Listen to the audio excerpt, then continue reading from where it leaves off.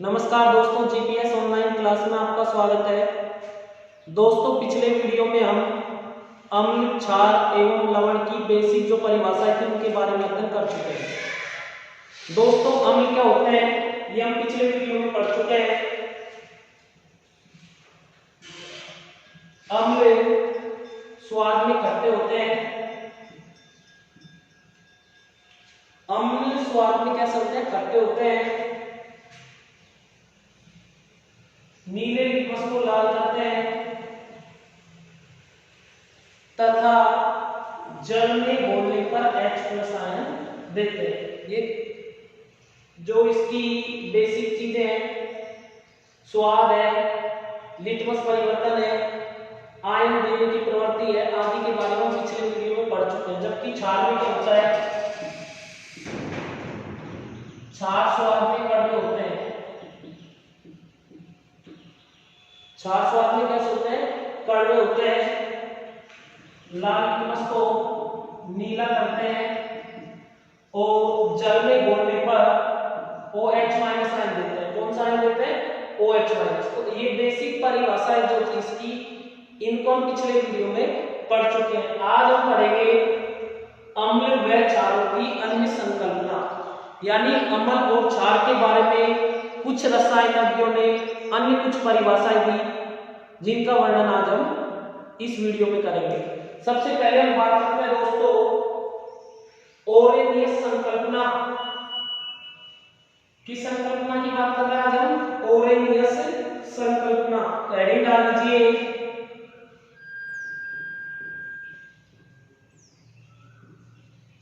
ओरेनियस संकल्पना।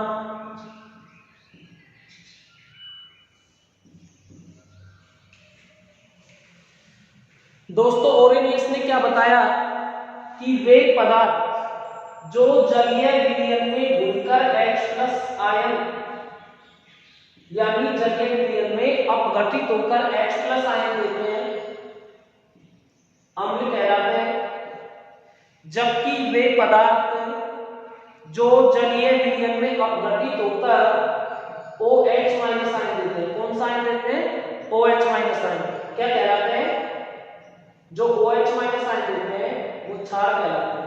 क्या कहलाते हैं? क्षार। ठीक है, तो परिभाषा लिख लेते हैं एक बार इसकी। परिभाषा क्या है इसमें लिखिए,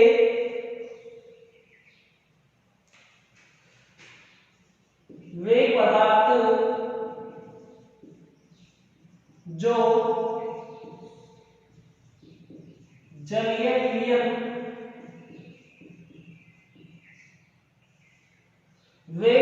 जो जलीय विलयन में अपघटित होकर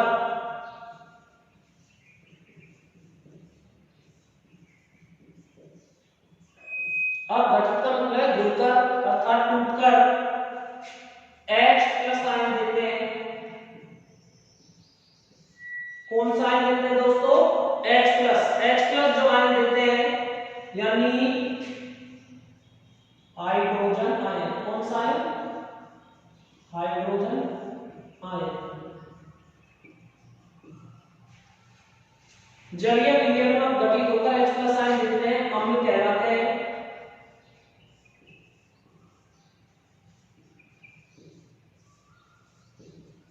जबकि वे पदार्थ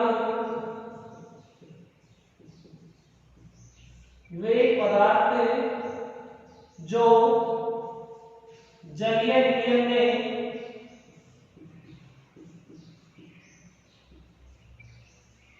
जलीय विलयन में अपघटित होकर क्या देते हैं?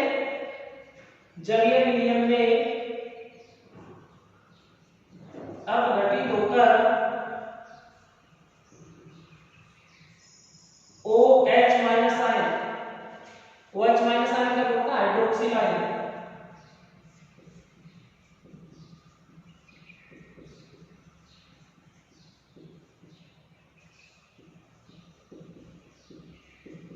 क्या देते हैं दोस्तों? OH- आयन देते हैं, क्षार कहलाते हैं।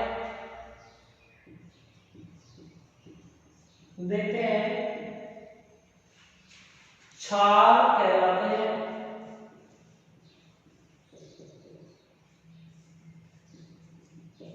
ठीक है, जो H+ आयन देते हैं हाइड्रोजन आयन देते हैं वो अम्ल है, और जो H- आयन देते हैं हाइड्रोक्सिल आयन देते हैं वो क्या है, क्षार। क्या है, क्षार। अब हम बात करते हैं अम्लों के उदाहरण।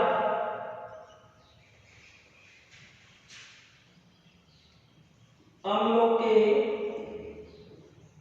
उदाहरण,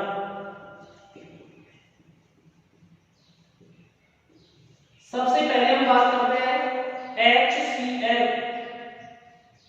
ठीक है, HCl को यदि जल में घोला जाता है, AQ, AQ का मतलब है जलीय अम्ल। हाइड्रोक्लोरिक अम्ल, HCl क्या है, हाइड्रोक्लोरिक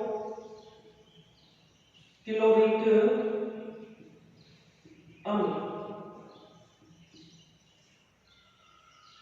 HCl हाइड्रोक्लोरिक अम्ल है। इस HCl को हम जब जल में घोलते हैं तो H प्लस Cl माइनस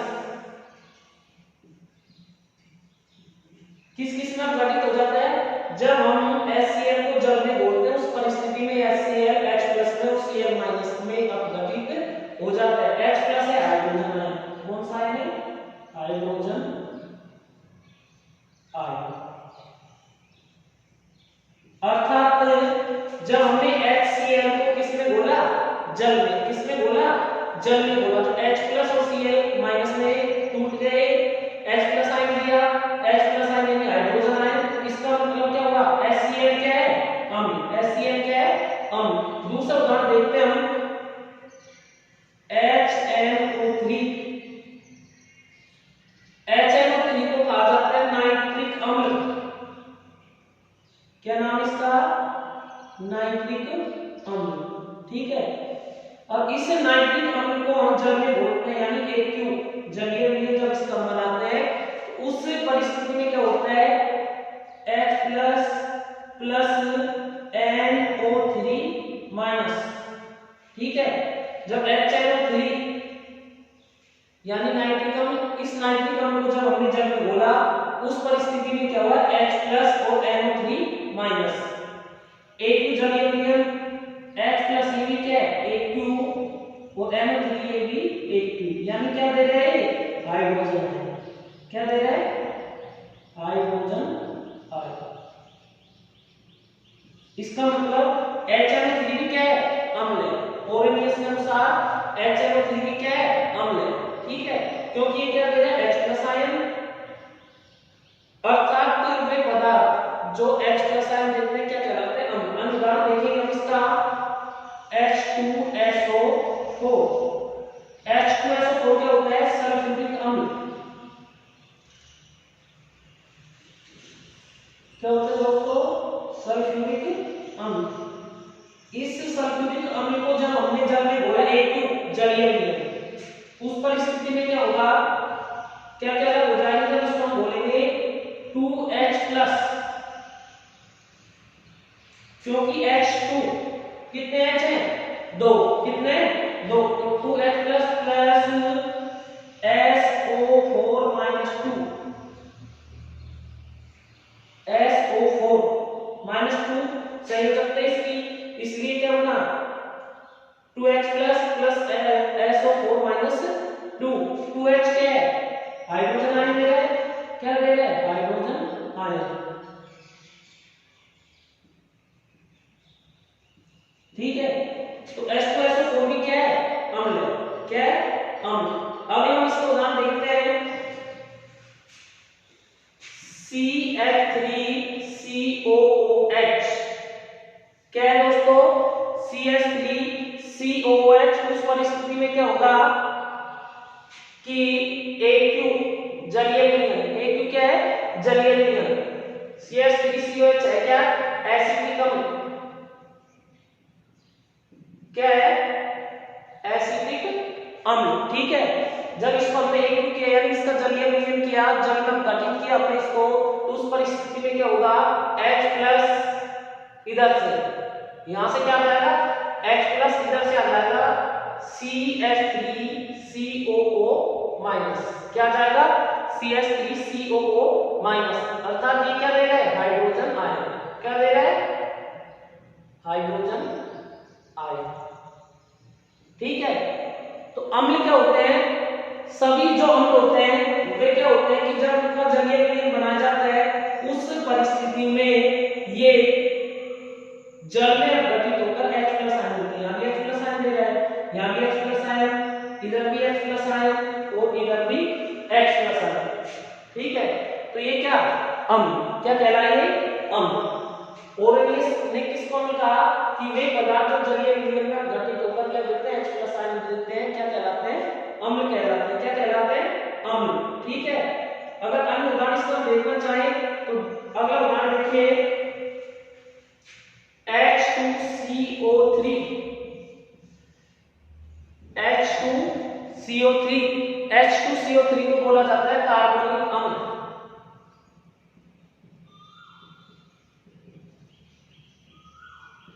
ठीक है, जब हम इसका जलीय विलयन करेंगे उस परिस्थिति में क्या हो जाएगा?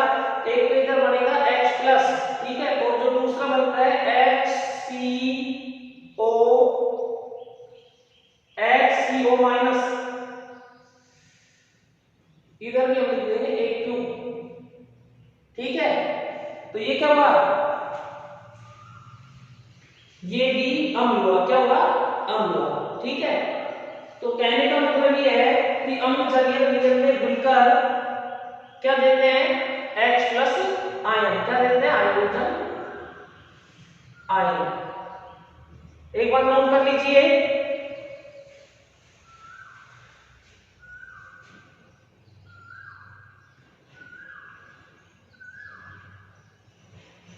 ठीक है।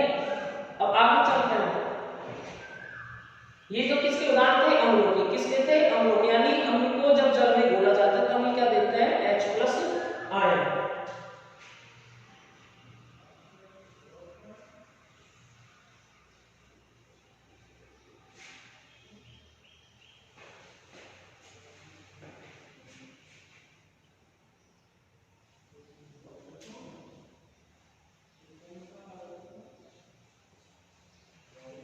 अगला डालो,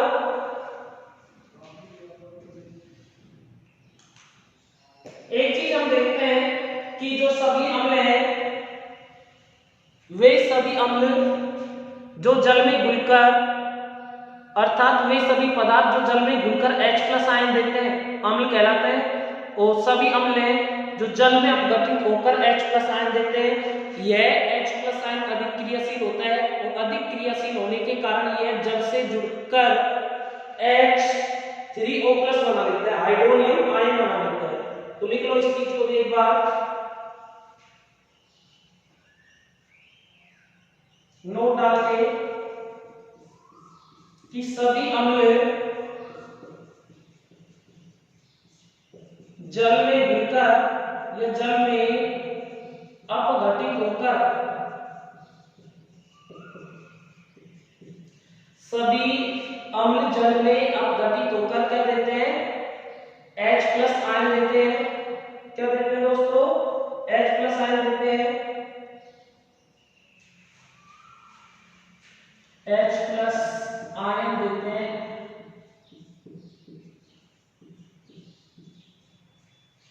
यह H+ आयन यानी मुक्त प्रोटॉन,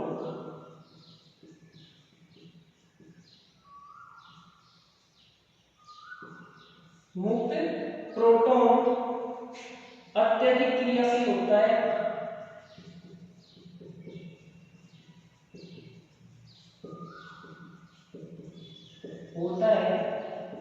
जो जल से क्रिया कर H2O से क्रिया कर हाइड्रोनियम आयन बनाता है।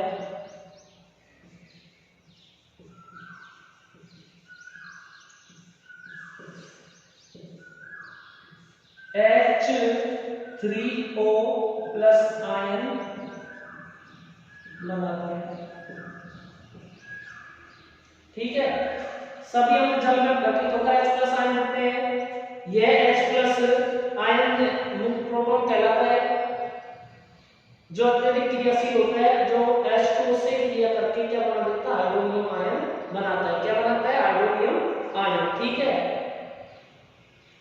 एक अगर इसके हम विक्रिया लिखना चाहे कैसे लिखेंगे, H+, ठीक है, प्लस H2O।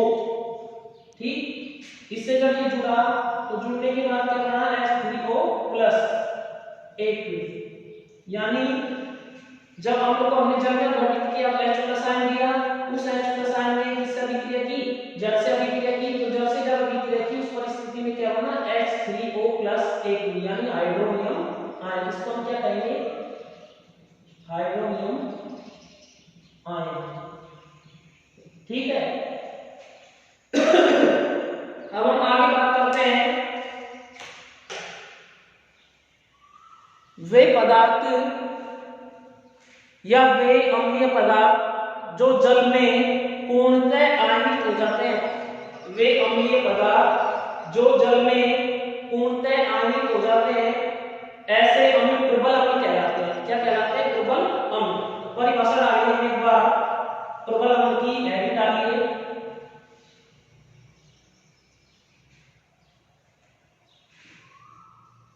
प्रबल अम्ल। ठीक है, प्रबल अम्ल की एडिट डालने के बाद हम इसकी परिभाषा लिखेंगे। क्या होते हैं, एक बार समझ लीजिए कि कुछ अम्ल जल में पूर्णतः आयनित होते हैं, आयनित हो जाते हैं। कुछ अम्ल जल में पूर्णतः आयनित हो जाते हैं, और जो पूर्णतः आयनित होते हैं उन्हें क्या कहा जाता है, पूर्णतः आयनित हो जाते हैं उन्हें प्रबल अम्ल कहते हैं।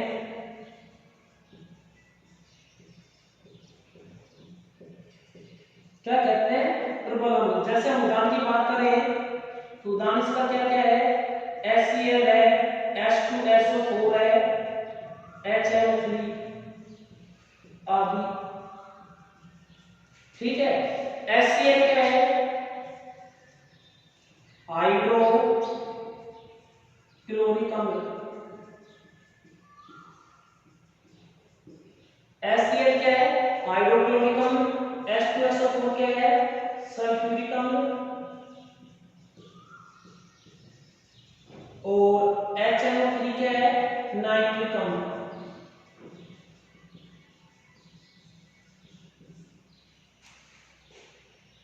यानी जो पूर्णतः आयनित होते हैं उन्हें हम प्रबल अम्ल कहते हैं, और जो पूर्णतः आयनित नहीं होते उन्हें कहते हैं हम दुर्बल अम्ल। क्या कहते हैं, दुर्बल अम्ल। कुछ अम्ल, अम्ल लिखिएगा, कुछ अम्ल जल में पूर्णतः आयनित हो जाते हैं उन्हें प्रबल अम्ल कहते हैं, जबकि कुछ अम्ल होते हैं जल में पूर्णतः आयनित नहीं होते उन्हें क्या कहते हैं हम, दुर्बल अम्ल। ठीक है, अगली हेडिंग आ लीजिए, किसकी, दुर्बल अम्ल की।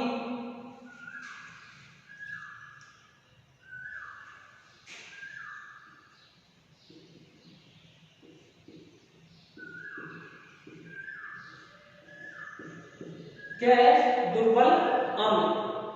प्रबल अम्ल क्या होते हैं दोस्तों, कि वे अम्ल जो जल में पूर्णतः आयनित होते हैं प्रबल कहलाते हैं। पूर्णतः हो रहे इसलिए प्रबल, और जो पूर्णतः नहीं होंगे, समझ लो एक बार, जो पूर्णतः आयनित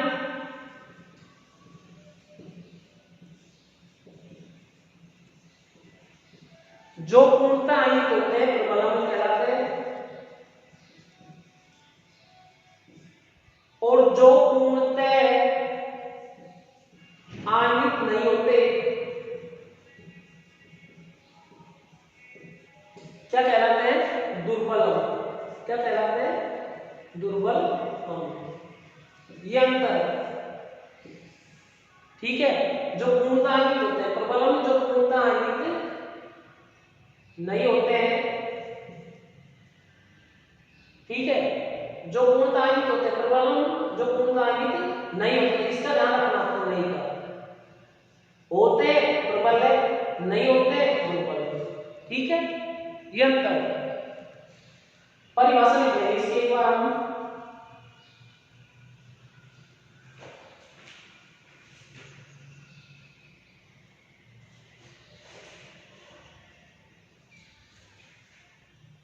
कुछ अम्ल, परिभाषा क्या है, कुछ अम्ल जलीय विलयन में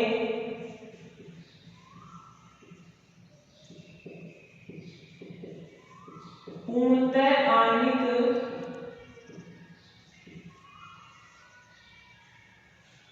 नहीं होते हैं,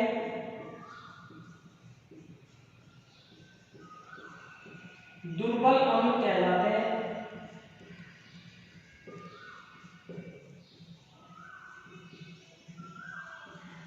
जो पूर्ण तो होते थे दुर्बल है, और जो पूर्णतः आणविक नहीं होते हैं दुर्बल अम्ल कहलाते हैं। यदि हम उदाहरणों की बात करें जैसे CH3COOH,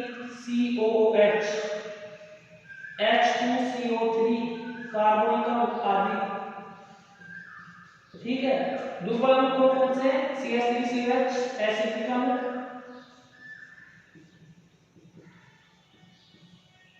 ठीक है, इसका नाम क्या है? एसिटिक अम्ल। इसका है H2CO3 कार्बोनिक अम्ल। कौन सा दोस्तों? कार्बोनिक अम्ल, ठीक है। इसके बाद हम बात करते हैं क्षारों के अनुदान। अब से पहले जो पढ़ रहे थे वो अम्लों को दान कर रहे थे, यानी अम्ल जल में अपघटित होकर H+ आयन दे देते। अब हम पढ़ेंगे क्षारों के उदाहरण।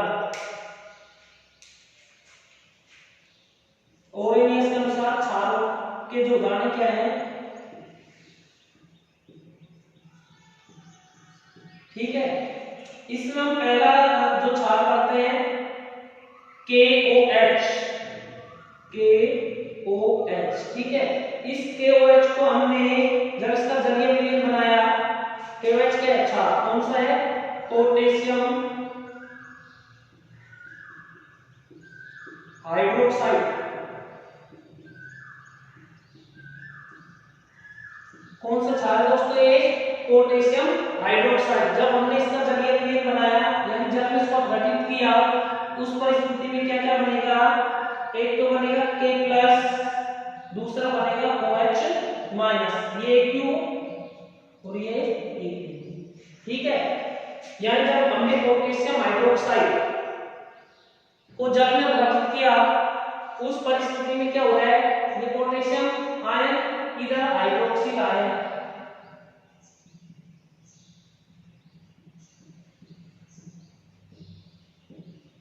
ठीक है। अब हम दूसरे क्षार की बात करते हैं NaOH। NaOH कौन सा क्षार है? Sodium hydroxide. कौन सा है? सोडियम हाइड्रोक्साइड, ठीक है। इसका जब हमने जलीय विलयन बनाया है, इसको जब हमने जल में अपघटित किया, तो उस परिस्थिति में Na+Cl-, वो सॉरी NaOH की बात कर रहे हैं, OH-,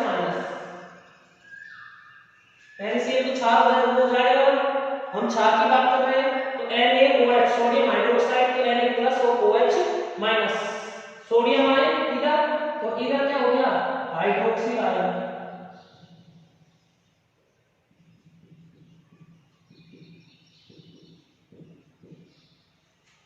ठीक है। अब हम अगले की बात करते हैं NH4OH, AQ, इधर भी हम AQ लिख देंगे, AQ, और यहां भी हम क्या लिख देंगे? AQ।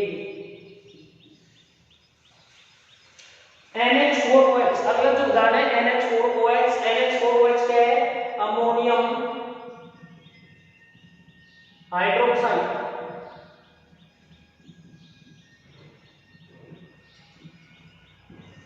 Ammonium hydroxide NH4OH। जब हम इसका एक करेंगे, यानी जब इसको हम अपघटित करेंगे, तो उस परिस्थिति में NH4++ OH-, यहाँ भी AQ और इधर भी AQ, अमोनियम आयन हो जाएगा। इधर कौन सा हो जाएगा, हाइड्रोक्सिल आएगा।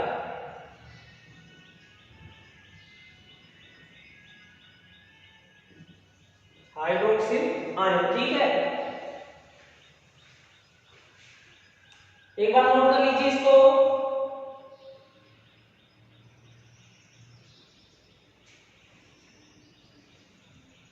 यानी KOH पोटेशियम हाइड्रोक्साइड को जब हमने जल में गठित किया तो K प्लस और OH माइनस आयन टूट जाते हैं। OH माइनस आयन कौन सा है, हाइड्रोक्सिल आयन। इधर हम NaOH सोडियम हाइड्रोक्साइड, इसको जब हम जल में गठित करेंगे तो Na प्लस और OH माइनस यानी हाइड्रोक्सिल आयन। इधर हम NH4OH को जल में गठित करेंगे NH प्लस और OH माइनस यानी हाइड्रोक्सिल आयन। तो ये क्या हुए, क्षार। यानी जो जल में गठित होकर H प्लस आयन देते हैं अम्ल, और जल में गठित होकर OH माइनस आयन देते हैं, क्या कहलाते हैं, क्षार। दोस्तों जब हमने अम्ल के उदाहरण पढ़े उस समय हमने देखा था प्रबल अम्ल और प्रबल क्षार क्या है। जो पूर्णतः आयनित हो रहे थे प्रबल अम्ल थे, पूर्णतः आयनित नहीं हो रहे थे क्या थे, दुर्बल अम्ल, ठीक है। तो ठीक उसी प्रकार से दुर्बल क्षार, पहले हम प्रबल की बात कर लेते हैं, प्रबल क्षार और दुर्बल क्षार। तो प्रबल क्षार क्या होते हैं कि वे क्षार जो जल में अपघटित पूर्णतः हो जाते हैं, पूर्ण रूप से जल में अपघटित हो जाते हैं, प्रबल क्षार कहलाते हैं। और जो पूर्ण रूप से जल में अपघटित नहीं होते हैं, दुर्बल क्षार कहलाते हैं। तो परिभाषा लिख लेंगे इसकी हम एक बार।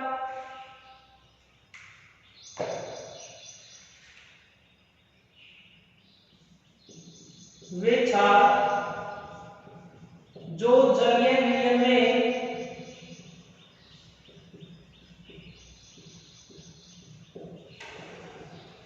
वे क्षार जो जलीय विलयन में पूर्णतः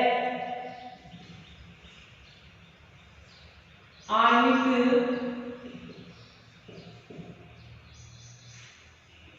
हो जाते हैं, प्रबल क्षार कहलाते हैं।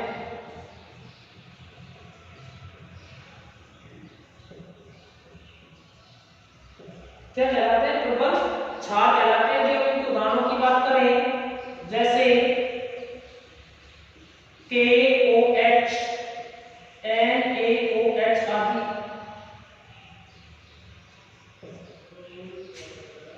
KOH पोटेशियम हाइड्रोक्साइड,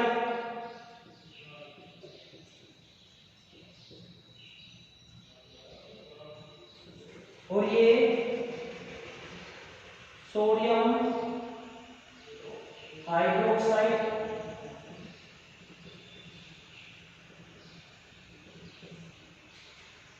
ठीक है। ये पोटेशियम हाइड्रोक्साइड, ये कौन सा होगा, सोडियम हाइड्रोक्साइड, ये कहलाते हैं प्रबल क्षार। वे क्षार जो जलीय विलयन में पूर्णतः आयनित हो जाते हैं, प्रबल क्षार कहलाते हैं, ठीक है। अब हम बात करते हैं अगली जो हेडिंग है हमारी, दुर्बल क्षार।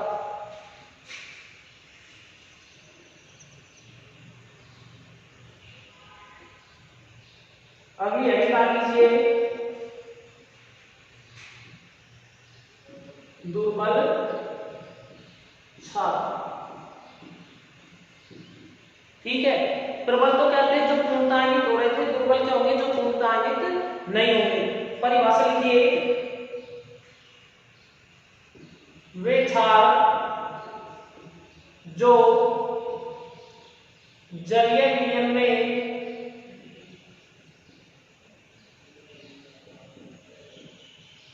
पूर्णतः आयनित नहीं होते हैं,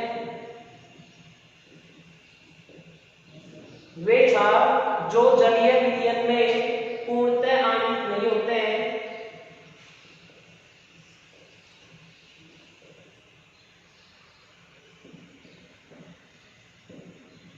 क्या कहलाते हैं, दुर्बल क्षार कहलाते हैं।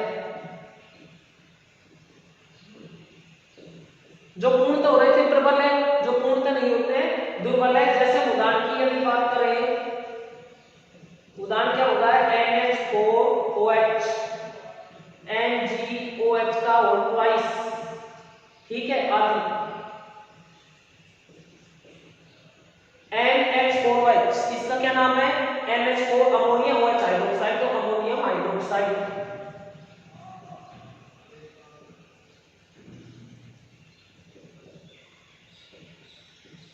NH4OH क्या है दोस्तों? Ammonium hydroxide. जबकि MgOH क्या है? Magnesium hydroxide. ठीक है, प्रबल और दुर्बल में थोड़ा सा अंतर है कि जो पूर्णतः आयनित हो जाते हैं प्रबल कहलाते हैं, और जो पूर्णतः आयनित नहीं होते हैं वो क्या कहलाते हैं? दुर्बल कहलाते हैं। क्या कहलाते हैं? दुर्बल। नोट कर लो इसको एक बार।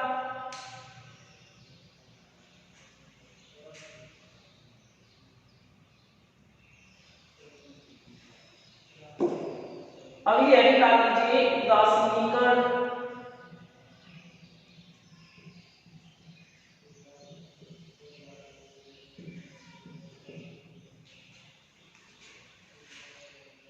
और इसने क्या बताया दोस्तों कि जब अम्ल और क्षार की परस्पर अभिक्रिया होती है उस परिस्थिति में क्या होता है कि H+ आयन और किसका निर्माण होता है? अपघटन होने पर क्या क्या बनते हैं? H+ आयन और OH- आयन। जब ये H+ आयन और OH- दोनों आपस में जुड़ते हैं तो उस परिस्थिति में क्या बना देंगे? जुड़कर H2 क्या बना देते हैं? जल।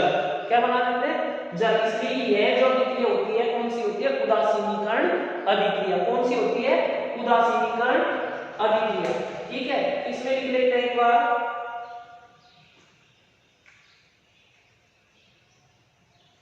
इसमें लिखिए आपके ओरेनियस के अनुसार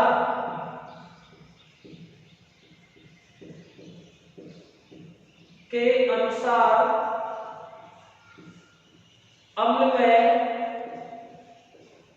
ओरेनियस के अनुसार अम्ल व क्षार की क्रिया कराने पर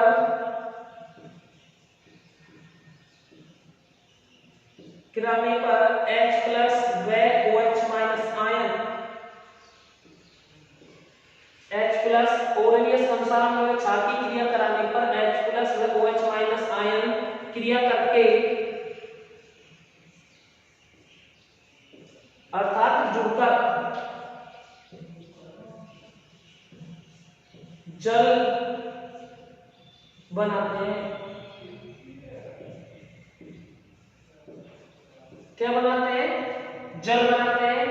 तो इसे उदासीनीकरण क्रिया कहते हैं।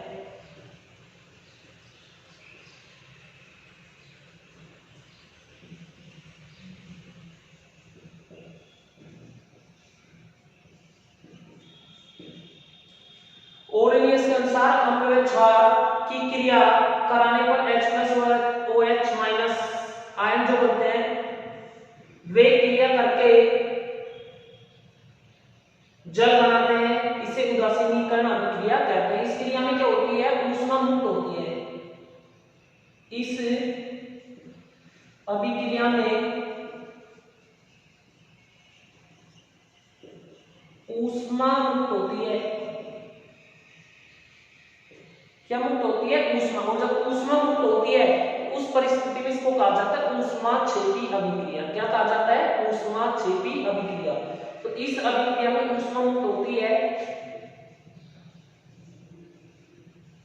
अतः इसे ऊष्माक्षेपी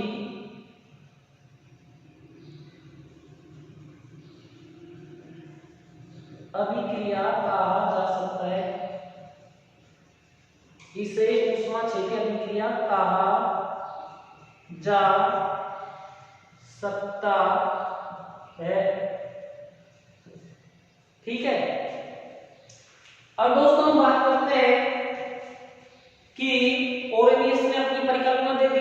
उन्होंने ये कह दिया कि जो पदार्थ जल में घुलकर H+ आयन देते हैं अम्ल, और जो जल में घुलकर OH- आयन देते हैं वो क्या है? क्षार। परंतु कई बार ऐसा होता है कि H+ आयन और OH- आयन आदि की यदि पदार्थ में उपस्थिति नहीं है तो उस परिस्थिति में हम उसे अम्ल कहेंगे या क्या कहेंगे? क्षार। ठीक है, कैसे कहेंगे? भाई ओरनेस तो ये कह रहा है कि वे पदार्थ जो जल में घुलकर H प्लस आयन देते हैं उन्हें कहलाते हैं, और जल में घुलकर OH माइनस आयन देते हैं, अब घटित होकर OH माइनस आयन देते हैं, क्या कहलाते हैं? क्षार कहलाते हैं। H प्लस दे रहे हैं हम, OH दे रहे हैं वो क्षार। लेकिन कई बार ऐसा होता है कि H प्लस आयन और OH माइनस आयन की उस पदार्थ में उपस्थिति नहीं है, तो हम कैसे पता चल लगाएंगे कि अम्ल या क्षार? तो उस परिस्थिति में क्या होता है कि उस परिस्थिति में ओरनियस की जो परिकल्पना है वो पूर्ण रूप से संतुष्ट नहीं हो पाती है, खरी नहीं करती है, तो इसकी कमी है। कमी क्या है कि यदि पदार्थ H प्लस व OH माइनस आयन विहीन है,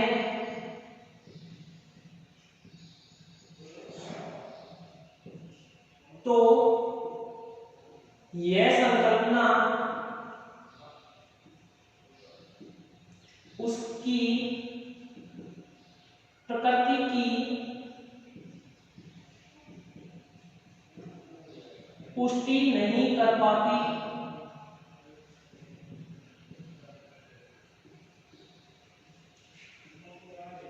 यदि पदार्थ H प्लस और OH आयन भी है तो उस संकल्पना में, उस परिस्थिति में ये संकल्पना है जो उसकी प्रकृति यानी ये नहीं बता सकती अम्ल है